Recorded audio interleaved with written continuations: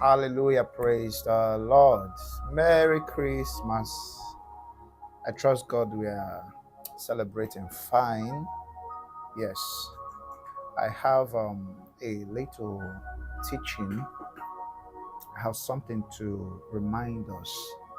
Yes, while you're eating and drinking, while you're celebrating the birth of Christ, I want you to start planning ahead. Wherever you are hearing me, whether you've traveled, whether you're planning to travel, yes, I wish you the best of this season. God will keep blessing you. God will keep doing wonderful things for you. But then you must realize that God cannot do everything for you. Of course, there is division of labor. In Jeremiah chapter 29, verses 11, God said, I know the plans I have for you. And that is why I'll be speaking on planning just briefly. And just hope you pick one or two lessons from this. Yes, Jeremiah 29, verses 11. This is God talking. He said, I know the plans I have for you. You see that? And then he listed part of those plans, plans of a good welfare. So God cares about you. And then care is not complete without plan. You can't say you care. The care have to go down in planning. You must understand that life is an organized entity. The world is not in chaos. No. God perfectly planned the world. So you claim you're a child of God, you need to be like God. The Bible says they shall be like the God they serve. Yes. How do you say you belong to Christ? How do you say you know God, yet your life is in so much chaos? It doesn't make any sense, does it? No, it doesn't. You see that? So this is God speaking in Jeremiah 29, verses 11. He said, I know the plans I have for you. You see that? I know the plans I have for you. But no plan is complete without a corresponding action. Now, this is God. I want to do something for you. Now, are you going to play your own part? In part of God's plan, He have kept opportunities for you. But opportunities without preparation means nothing. It will amount to nothing. You see that? When opportunity comes, you're not prepared. You didn't plan your way through it. Some of the opportunity that is going to come your way is going to arrive in the next 3 years. Then, have you started building your ark? Noah knew the rain was coming. He started planning on time. Have you started building your ark?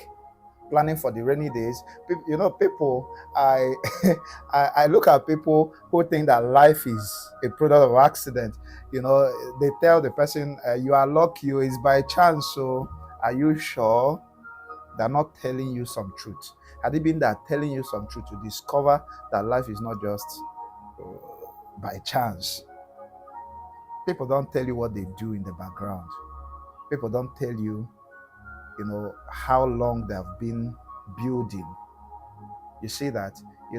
When you see people acting on the stage, you say, wonderful drama, this, that. For everything people see in the front of the camera, there is a lot of work that has been done at the back.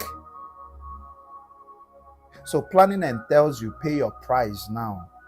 While you're eating or drinking, wherever you are right now, have you started planning for January?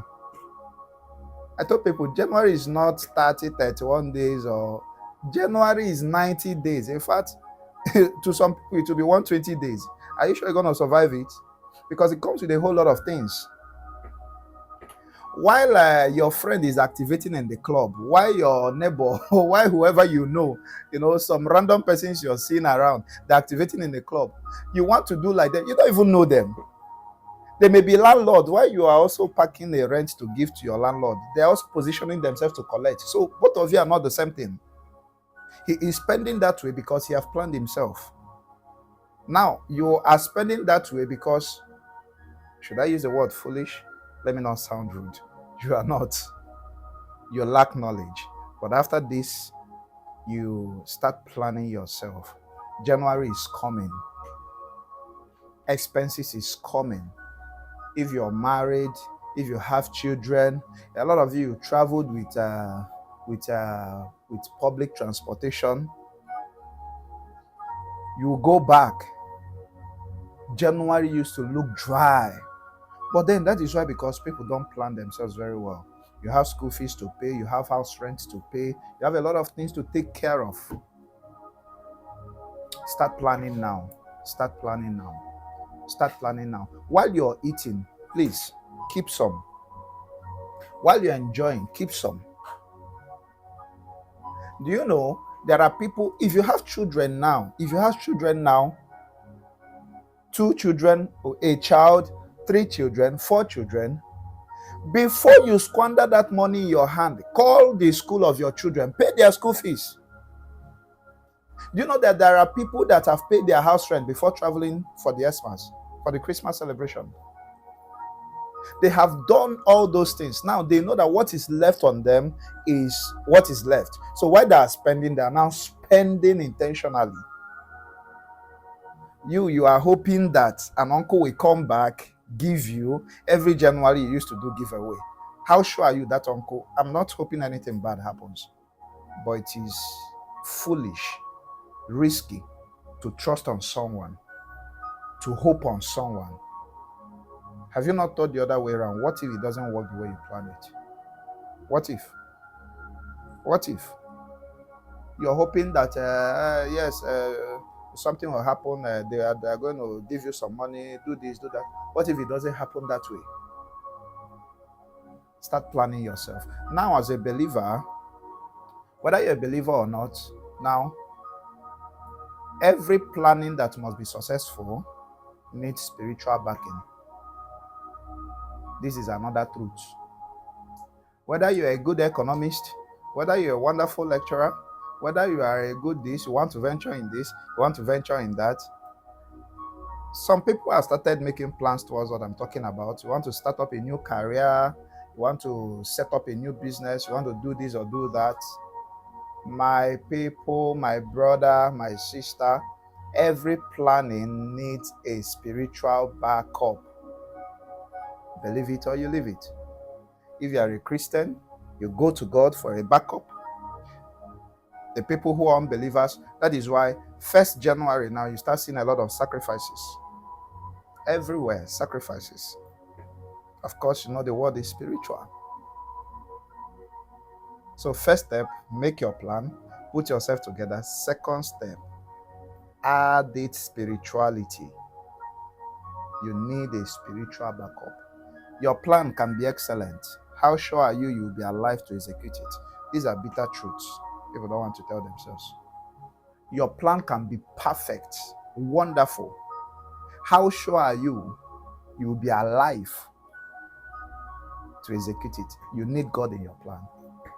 You need God in your plan. You need God in your plan. Yes, there are a lot of people, they have, this is a season of sober reflection, you calm down, look into yourself, of course, I'm coming to that. Look into yourself, do checks and balances. You can't be the same next year. When we are talking about next year, this is next week. As at when I'm making this video, next year is just next week. It's not even next week. Few days from now. Next year is 4 days from now. That is the word, next year. The Monday did not change. The Tuesday did not change. Wednesday, Thursday, Friday, Saturday, Sunday. Same day. Weather. Day and night. You see that? Yes. So, stop procrastinating about it. Carry your pen and your paper. Write things down. Some people have started going for personal retreats. What is retreat? Time of self-separation. Sometimes you separate yourself so that you can understand yourself more, so that you can put yourself together. It's a time of sober reflection. You alone. Switch off your phone. You can put it on flight mode. People must not know. Some people can even travel, go to a very quiet place, very comfortable place. This is where you sit down, think about yourself. Yes, write out things.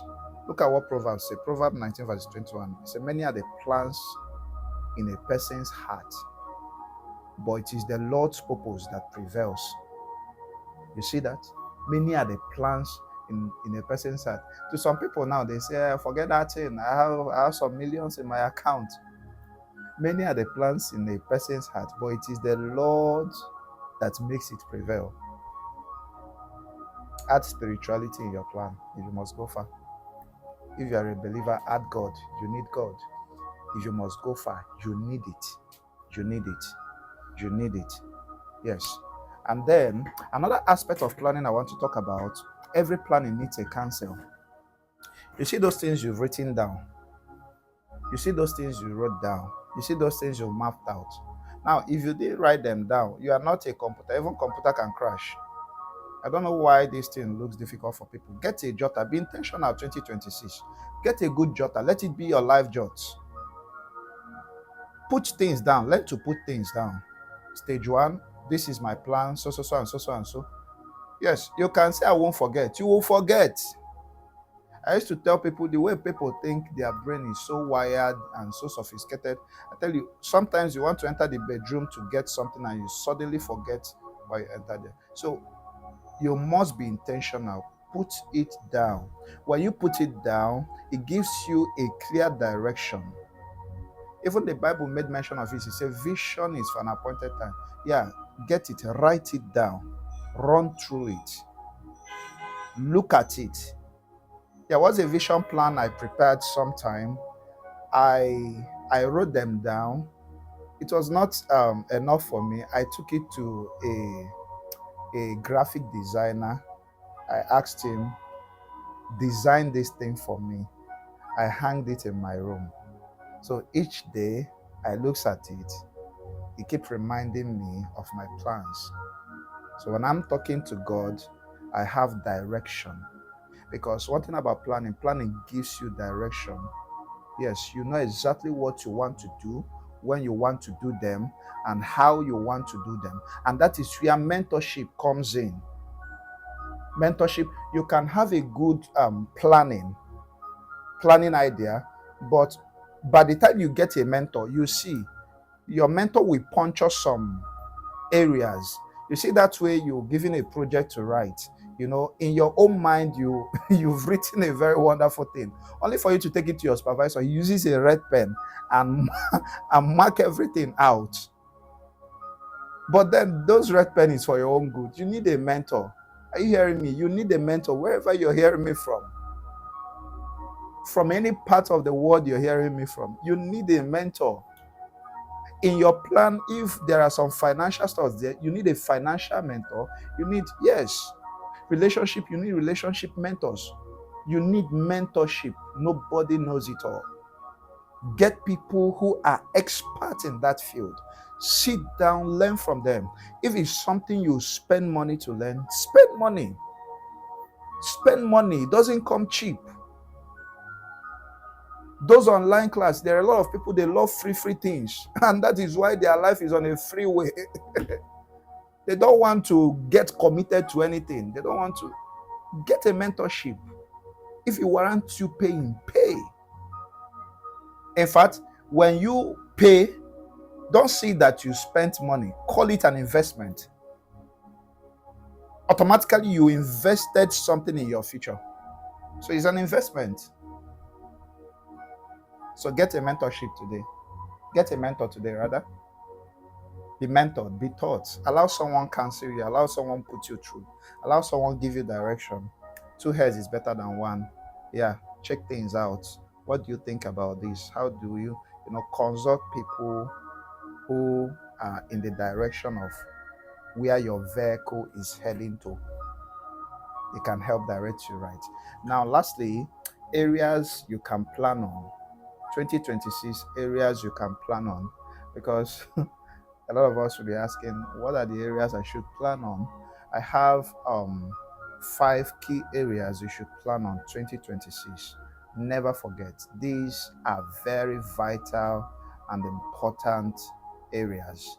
All right, on the next video, you're going to see them.